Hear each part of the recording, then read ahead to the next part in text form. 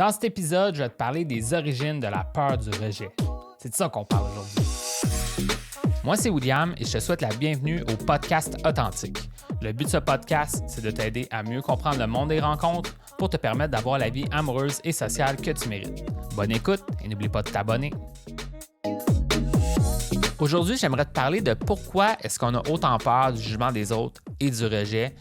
C'est un thème très populaire du monde des rencontres. En fait, c'est une étape complète dans mon programme justement sur comment se libérer de la peur du jugement des autres, la peur du rejet, la peur de l'échec.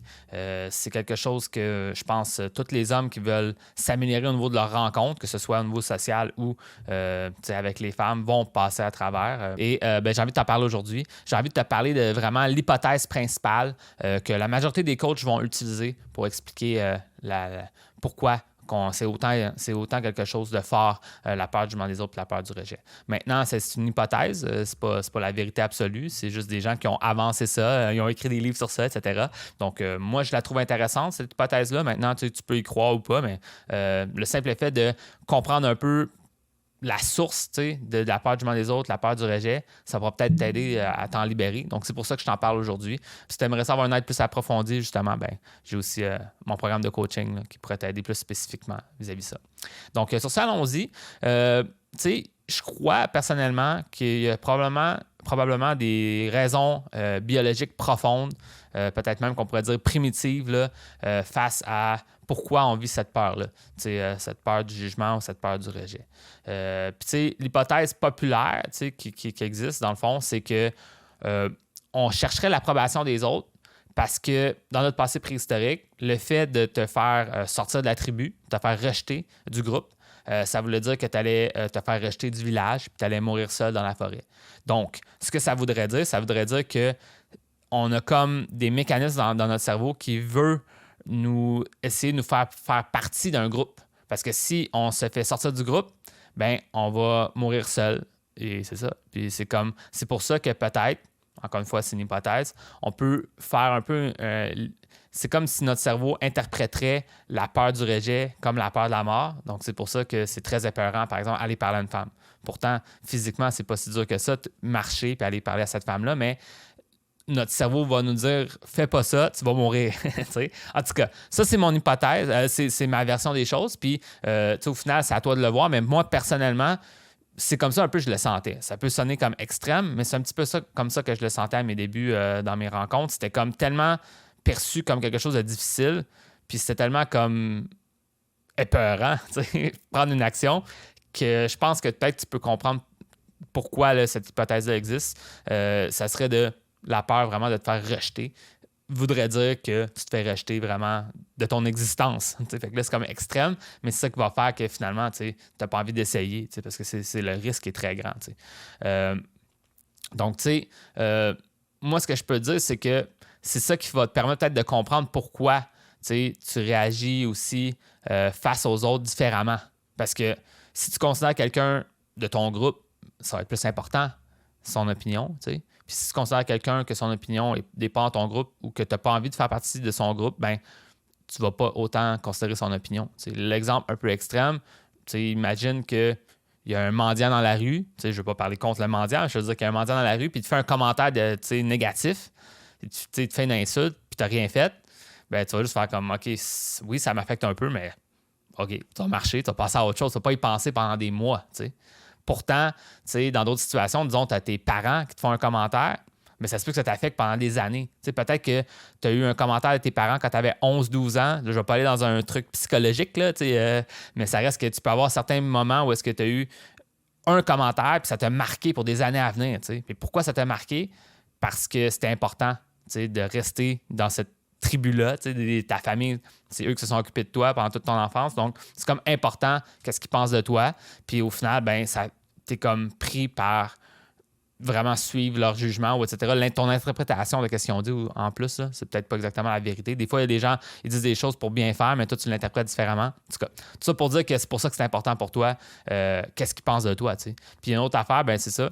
Le troisième exemple qui est comme plus lié à qu'est-ce que moi je fais au niveau de l'aide que j'apporte aux hommes, ça se peut même que justement quand tu vas aborder une femme ou quand tu interagis avec une femme, que c'est important pour toi qu'elle t'accepte qu'elle te trouve intéressant, etc. Pourquoi? Parce que si elle te rejette, ben c'est comme si ça met en jeu le fait que tu mérites d'exister ou pas. Là, c'est un peu extrême, mais ça reste que c'est un petit peu ça. Ça va t'affecter profondément si ça ne fonctionne pas, parce que c'est comme si ça voudrait dire que tu ne vaux pas la peine d'être un membre de la tribu, c'est parce que tu te fais rejeter par elle. Souvent, les hommes vont comme faire, si je me fais rejeter par une femme, ça veut dire que je vais me faire rejeter par toutes les femmes, donc j'en vaux pas la peine. C'est comme un peu un raccourci intellectuel, mais moi, je suis passé par là, donc c'est pour ça que je te le partage encore aujourd'hui, parce que j'ai eu des moments où est-ce que je me questionnais beaucoup sur ma vie, puis c'était comme parce qu'une femme ne répond pas à un texto. À un moment donné, c'est comme, c'est pas très sensé, mais comme quand tu es dedans, tu réalises pas, tu es comme on dit, là, des fois, tu vois l'arbre au lieu de la forêt, tu es comme trop proche du problème. Donc, c'est ça. Donc, encore une fois, c'est un raisonnement un peu inconscient, là, fait que c'est vraiment ça. Puis moi, comme je t'ai dit, moi, après avoir vécu plusieurs entre guillemets, échecs ou situations qui étaient comme des déceptions à mes yeux, ben à un moment donné, c'est ça qui m'a commencé à me faire un peu questionner sur mon existence. Peut-être pas à un niveau là, à vouloir terminer ma vie, c'est pas ça que je dis, mais je veux dire que tu te questionnes puis tu es comme super déprimé. Puis au final, si tu prends un recul sur ça, il faut juste réaliser que c'est parce que c'est peut-être ton désir inconscient de faire partie de la tribu ou ce désir-là de vouloir plaire ou justement parce que c'est comme si ça c'était un enjeu, que si tu réussissais avec les femmes, maintenant, ça veut dire que tu mérites d'exister. C'est comme, ça ne devrait pas être relié à ça, comprends-tu? Mais d'un point de vue comme un peu plus primitif, préhistorique, c'est ça qui va faire que tu vas réagir comme ça. Puis, une autre affaire que je peux te dire, c'est, si on revient aux exemples, c'était utile par le passé, ce concept-là de la tribu, mais maintenant, c'est plus autant utile. Si on revient vraiment concrètement, exemple, tes parents, même si tes parents, ils te rejettent complètement. À un certain niveau, ils te disent, mot pour mot, ils veulent plus de toi dans leur vie, exemple. Ça, c'est extrême, puis moi, je te souhaite pas ça du tout, là. Mais si ça t'est déjà arrivé ou si ça t'arrive, au final, tu vas encore exister, là. Si tu es un adulte en ce moment, tu es indépendant de tes parents et tu peux survivre sans l'aide de tes parents. Ça veut dire qu'au final, même si quelqu'un te renvoie de leur tribu, tu peux trouver un autre endroit ailleurs pour vivre puis t'auto-souvenir. Avant, c'était pas possible, mais maintenant, c'est possible. Donc là, oui, c'est triste. Là. Je pense que c'est important, possiblement, avoir des bonnes relations avec ses parents, mais en même temps, dis-toi que peu importe ce qui arrive, tu peux continuer à exister là, sans l'aide de tes parents. T'sais. Une autre affaire, c'est peut-être au niveau de l'emploi. Je ne t'avais pas donné d'exemple d'emploi tantôt, mais je n'avais donné un dans mon texte, j'ai oublié de te donner. Mais tu sais, parfois, tu peux te faire donner des commentaires au travail, puis là, tu as peur, par exemple, de te faire renvoyer. Puis ça veut dire que tu vas perdre ton emploi. Ça va aussi dire que c'est ça, tu te fais sortir d'une tribu aussi. Fait que là, c'est comme super, tu as peur de ça. T'sais.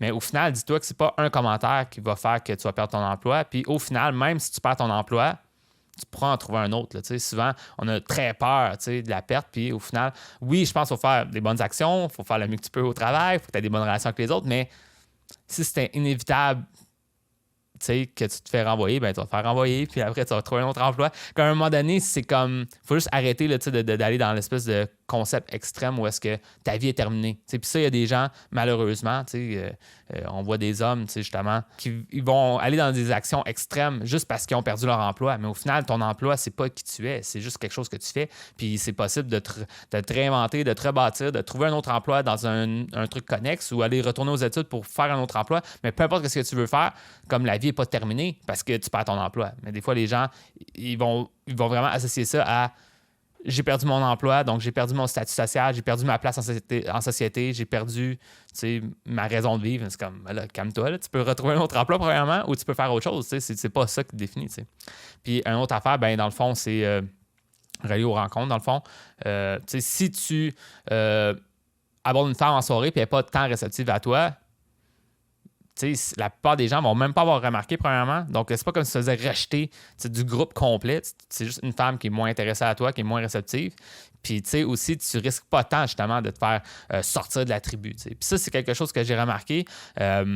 Il y a des gens qui ont moins d'expérience dans le monde des rencontres. Des fois, ils me posent des questions pour exemple, si je suis en soirée, puis j'aborde une femme qui est avec un gars, est-ce que le gars va me battre? J'ai peur que le gars me batte. Puis c'est vraiment une peur inconsciente parce que je pense pas que ça arrive. T'sais. Et puis, moi, j'ai fait des centaines de fois aborder des gens en soirée, que ce soit des hommes et des femmes. Puis, ça m'est arrivé une fois que j'abordais une femme puis que l'homme est venu comme s'interposer pour me dire que je devais pas parler parce que c'est sa copine, etc. Puis c'était comme, oui, il était un petit peu en confrontation, mais je dis, OK, c'est all good, bonne soirée, puis je suis parti. Donc, au final, tu sais, cette peur-là de je parle à quelqu'un, puis là, je vais recevoir genre un coup au visage sorti de nulle part, etc. C'est vraiment une peur inconsciente qui est encore reliée peut-être à quelque chose de primitif que dans le temps, il y avait cette espèce de jalousie-là de si tu voles la femme d'un autre homme, l'autre homme va venir te battre, etc. Puis c'est comme totalement irrationnel. Encore une fois, c'est un peu relié à ce principe-là d'avoir peur de te faire sortir de la tribu, de ne pas avoir fait quelque chose de correct. T'sais. Puis même chose aussi, des fois, des hommes, ils veulent aborder des femmes en soirée, puis ils ont peur que le bouncer, la sécurité à l'intérieur de l'endroit te remarque, puis te sorte, etc. Puis c'est comme, c'est encore une fois un peu plus irrationnel que d'autres choses. Au final, si tu te présentes bien, tu fais le mieux que tu peux. Cette peur-là est comme vraiment irrationnelle. Ça revient encore justement à cette peur-là de te faire sortir de la tribu, là, qui fait que tu passes pas à l'action. Puis c'est comme pas réaliste au final dans notre monde moderne. Fait que c'est ça.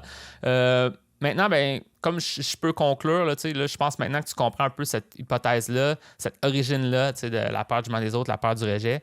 Tu peux comprendre à quel point que, premièrement, c'est intéressant comme concept, mais aussi à quel point que c'est souvent irrationnel, que c'est souvent ça qui va nous bloquer, mais est-ce que c'est un vrai blocage réel ou c'est un blocage qu'on a mentalement? Fait que c'est intéressant de se mettre au défi parfois quand on vit des blocages qui sont plus mentaux ou émotionnels, parce qu'au final, physiquement, tu pourrais prendre l'action, mais là, tu ne la prends pas parce que tu crois qu'il va arriver ça, mais est-ce que réellement c'est ça qui va arriver?